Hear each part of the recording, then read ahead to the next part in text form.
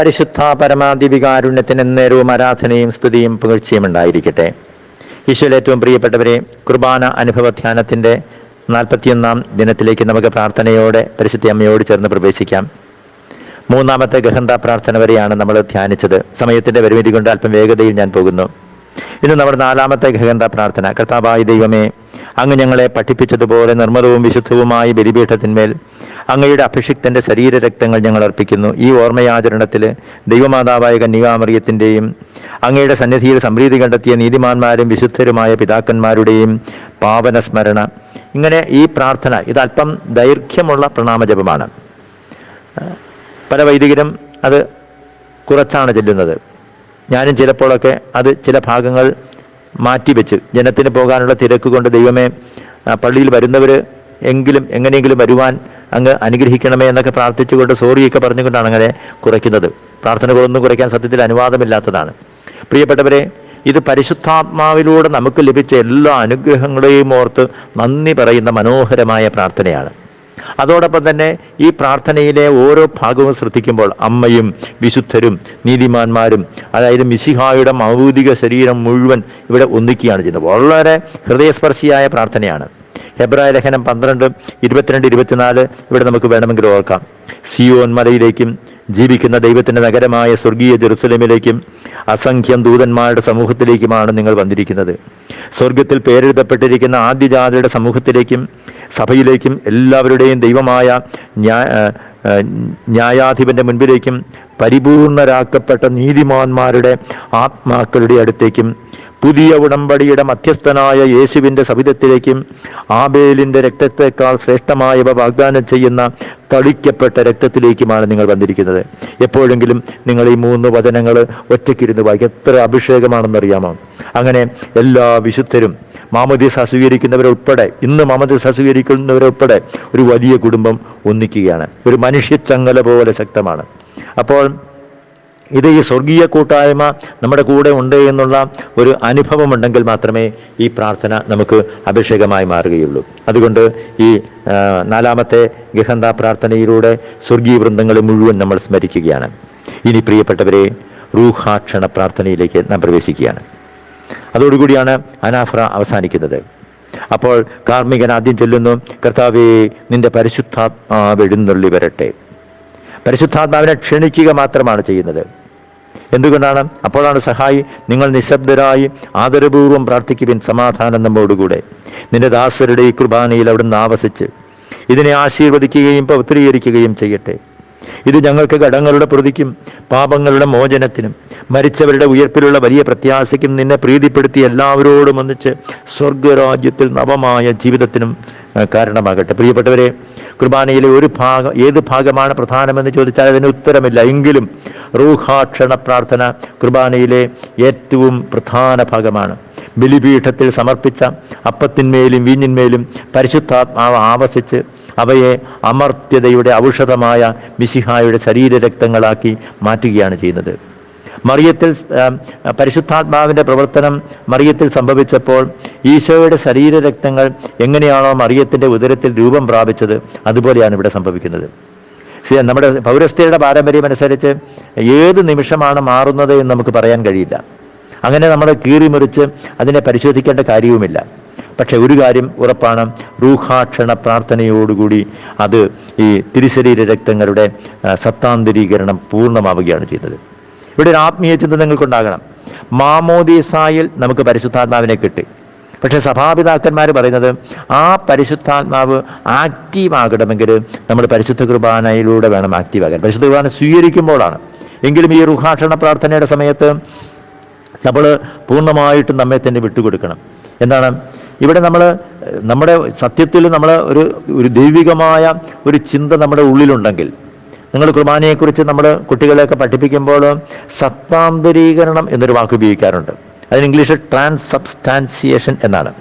എന്ന് പറഞ്ഞാൽ അപ്പത്തിൻ്റെ രുചി മാറാതെ ആ സത്ത നിലനിൽക്കെ തന്നെ എന്താണ് ആ അപ്പം ഈശോയുടെ ശരീരമായി മാറുന്നു.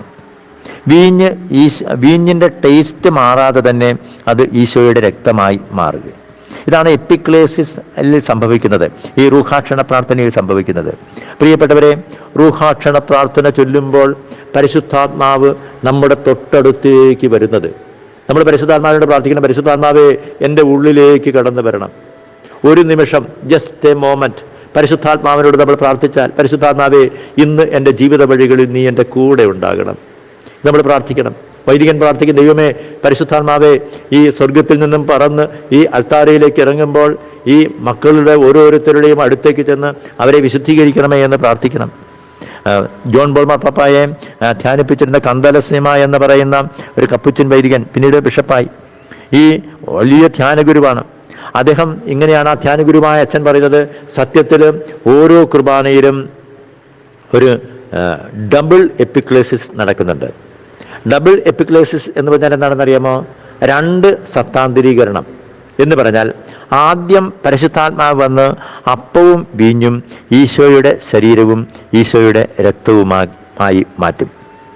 പിന്നെ എന്താണ് ഈ പരിശുദ്ധാത്മാവിൻ്റെ രണ്ടാമത്തെ പ്രവർത്തനം എന്തെന്ന് ചോദിച്ചാൽ, നമ്മുടെ ശരീരങ്ങളെ മിശിഹായുടെ ശരീരമാക്കി മാറ്റുകയാണ് ചെയ്യുന്നത്.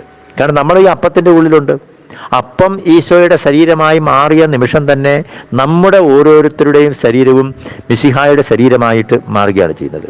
അപ്പോൾ ഇത് നമ്മൾ തിരിച്ചറിഞ്ഞു കഴിഞ്ഞാൽ, ഈ ഡബിൾ എപ്പിക്ലേസിസ് നമ്മിൽ സംഭവിക്കുന്നുവെന്ന് തിരിച്ചറിഞ്ഞു കഴിഞ്ഞാൽ നമ്മുടെ ഹൃദയം അങ്ങോട്ട് ജ്വലിക്കണം. പ്രിയപ്പെട്ടവരെ, അതുകൊണ്ട് ഈ റൂഹാക്ഷണ പ്രാർത്ഥനയുടെ സമയത്ത് അത്ര ശ്രദ്ധയോടുകൂടി വേണം നമ്മൾ ആ പ്രാർത്ഥനയിൽ പങ്കുചേരാൻ.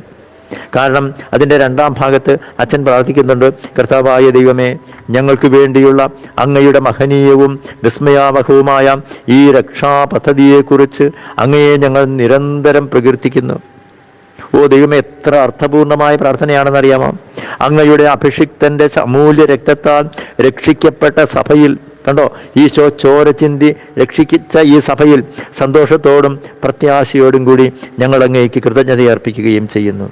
ഞാൻ ഈ പ്രാർത്ഥന ചെല്ലുമ്പോൾ അതിൻ്റെ 1ാം ഭാഗത്ത് സ്വർഗരാജ്യത്തിൽ നവമായ ജീവിതത്തിനും കർത്താവേ ഇത് കാരണമാകട്ടെ എന്ന് പ്രാർത്ഥിക്കുമ്പോൾ എൻ്റെ ഹൃദയം ചിലപ്പോഴെങ്കിലും നിറയാറുണ്ട്.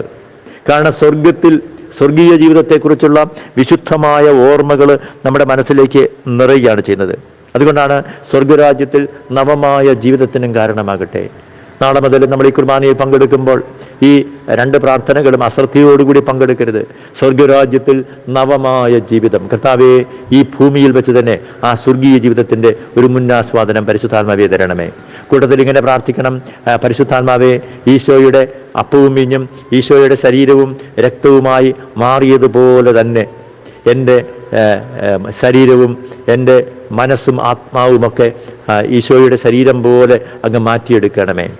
ഒരു ആത്മീയ പിതാവ് ഒരിക്കലും ഇങ്ങനെ പറഞ്ഞു, അപ്പവും വീഞ്ഞും അച്ഛൻ ആശീർവദിക്കുന്ന അല്ലെങ്കിൽ റൂഹാക്ഷണ പ്രാർത്ഥന ചൊല്ലുന്ന നിമിഷത്തിൽ ഈശോയുടെ ശരീരവും രക്തവുമായി മാറി. എന്തുകൊണ്ടാണ് നമ്മിൽ ഇങ്ങനെ ഒരു സത്താന്തരീകരണം പലപ്പോഴും നടക്കാത്തത്? അച്ഛൻ ഒരു നിമിഷം ആലോചിച്ചതിന് ശേഷം അതിന് ഉത്തരം പറഞ്ഞു. അപ്പത്തിനും വീഞ്ഞിനും എതിർത്ത് നിൽക്കുവാൻ, റെസിസ്റ്റ് ചെയ്യാനുള്ള കപ്പാസിറ്റി അല്ലെങ്കിൽ അതിനുള്ള കഴിവില്ല. അത് അചേതനങ്ങളാണ്. അചേതനങ്ങൾ എന്ന് പറഞ്ഞാൽ ജീവനില്ലാത്തത്, സ്വതന്ത്രമായ മനസ്സില്ലാത്തത്. നമുക്ക് സ്വതന്ത്രമായ മനസ്സുണ്ട്, നമുക്ക് ജീവനുണ്ട്. അതുകൊണ്ട് നമ്മളെന്താണ് ചെയ്യുന്നത്? നമ്മളങ്ങോട്ട് എതിർത്ത് നിൽക്കുകയാണ് ചെയ്യുന്നത്. അപ്പോൾ അപ്പവും വീഞ്ഞും അചേതനങ്ങളായ പദാർത്ഥങ്ങളായിരിക്കുന്നത് പോലെ തിരുസന്നിധിയിൽ നാം എത്രമാത്രം എളിമപ്പെട്ടുകൊണ്ട് നിൽക്കുന്നുവോ, ആ എളിമപ്പെട്ടുകൊണ്ട് നിൽക്കുമ്പോൾ പരിശുദ്ധാത്മാവ് നമ്മുടെ ഉള്ളിലേക്ക് നിറയും. അപ്പോഴാണ് നമ്മുടെ ഓരോരുത്തരുടെയും നമ്മുടെ ജീവിതത്തിലെ ആസക്തികൾ, നമ്മുടെ ജീവിതത്തിൽ നമുക്ക് പ്രാർത്ഥിക്കാൻ കഴിയാത്ത അവസ്ഥകളൊക്കെ, അന്ന് കുർബാനയിൽ റൂഹാക്ഷണ പ്രാർത്ഥനയുടെ സമയത്ത് ആ ദിവസത്തെ പ്രാർത്ഥനകളിലേക്കൊക്കെ പരിശുദ്ധാത്മാവേ കടന്നു വരണമേ.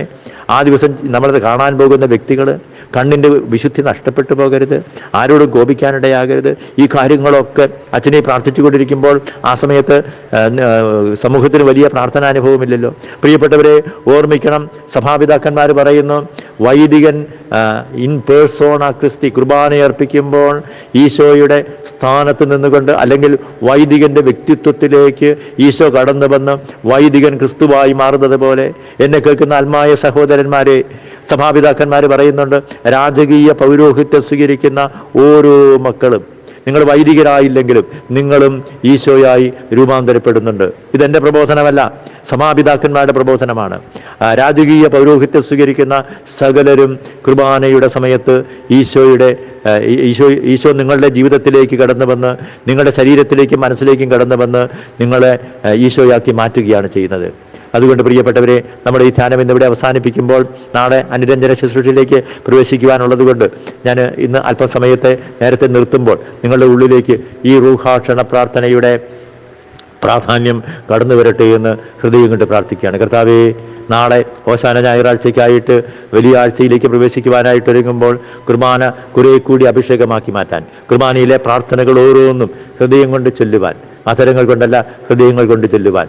കർത്താവേ, റൂഹാക്ഷണ പ്രാർത്ഥനയുടെ സമയത്ത് ഒരു സത്താന്തരീകരണം, ഒരു എപ്പിക്ലേസിസ്, ഒരു ട്രാൻസബ്സ്റ്റാൻസിയേഷൻ ഞങ്ങളിൽ ഓരോരുത്തരിലും സംഭവിക്കുവാൻ, ഈ വീഞ്ഞും അപ്പവും വീഞ്ഞും ഈശോയുടെ ശരീരവും രക്തവുമായി മാറുന്നതിനോടൊപ്പം കർത്താവേ, ഞങ്ങളുടെ ശരീരങ്ങളിലും ഞങ്ങളുടെ മനസ്സിലും ഞങ്ങളുടെ ആത്മാവിലും പരിശുദ്ധാത്മാവ് നിറഞ്ഞ് ഞങ്ങൾക്കും ഒരു ട്രാൻസബ്സ്റ്റാൻസിയേഷൻ, ഞങ്ങൾക്കും ഒരു സത്താന്തരീകരണം ഉണ്ടാകാൻ കർത്താവേ, സ്വർഗരാജ്യത്തിൽ നവമായ ജീവിതത്തിനും കാരണമാകട്ടെ എന്ന ആ പ്രാർത്ഥന ഞങ്ങളുടെ ആത്മാവിലേക്ക് കയറുവാൻ കർത്താവേ ഞങ്ങളെ സഹായിക്കണമേ. കർത്താവേ, നിന്റെ പരിശുദ്ധാത്മാവ് എഴുന്നള്ളി വരട്ടെ എന്ന് അച്ഛൻ പ്രാർത്ഥിക്കുമ്പോൾ അവിടെ യാന്ത്രികമായിട്ട് നിൽക്കാതെ പരിശുദ്ധാത്മാവ് എൻ്റെ അടുത്തേക്ക് വന്ന്, എൻ്റെ ഉള്ളിലേക്ക് കടന്നു വന്ന്, എൻ്റെ ജീവിത പങ്കാളിയിലേക്ക്, എൻ്റെ മക്കളിലേക്ക്, എൻ്റെ സമൂഹത്തിലെ അംഗങ്ങളിലേക്ക് കർത്താവെ കടന്നു വരണമേ. വേദനിക്കുന്ന എല്ലാവരെയും, പരിശുദ്ധാത്മാവിൻ്റെ ഒരു സാന്നിധ്യമില്ലാതെ പാപത്തിൽ ജീവിക്കുന്ന എല്ലാവരെയും കർത്താവെ ഒരു നിമിഷം ഓർത്ത് പ്രാർത്ഥിക്കുന്നു.